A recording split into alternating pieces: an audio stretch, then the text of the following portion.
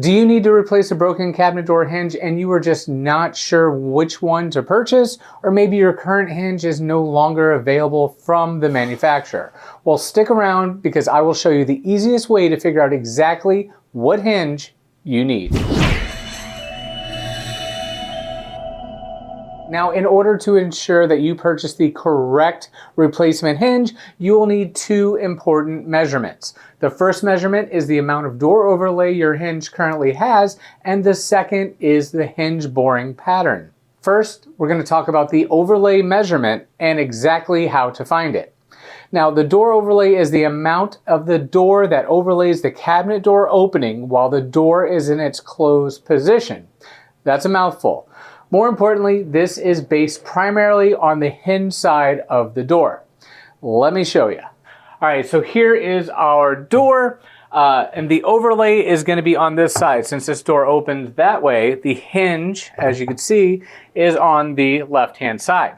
So we need to know the amount of overlay that this hinge is overlaying this face frame. So when the door is closed, you can see some of that face frame is gone. There's just a little bit left. But when it's open, you can see there's a lot over here. So we need to measure from the inside of this opening to the outside edge of basically the spine of the door.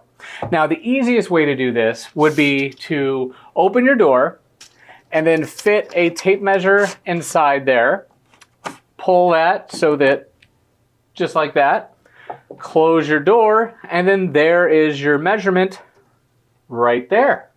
Now simply pull out the tape measure and you are all set. Now there is another way you can do this as well. Just grabbing a piece of tape, you can line that up with the outermost spine of that door, just like that. Then you can remove the hinge, take it off, and then measure from right here to the edge of that tape. So once you have that measurement of that overlay, you will then write that down. And now that we figured out which overlay we will be needing, we now need to know the hinge boring pattern, which is basically these two holes here on the hinge cup. You need to know that spacing from one to the other.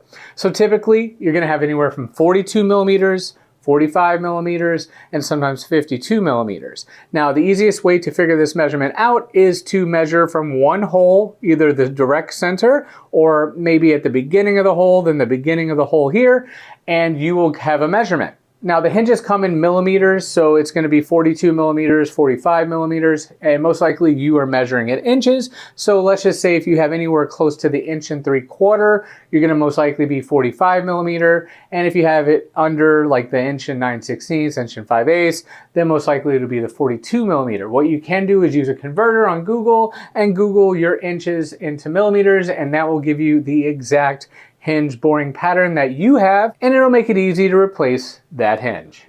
Okay, so now we have the measurements we need. We can go to our cabinet hinges, and you can either pick the concealed cabinet hinges or whatever yours is, but most likely you have a concealed European hinge or a concealed compact. So compact is going to be smaller.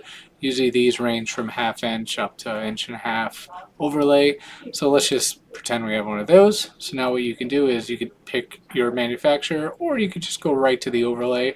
I believe ours was 1 3/8 inch. So then we could do that. And then we had a 45 millimeter.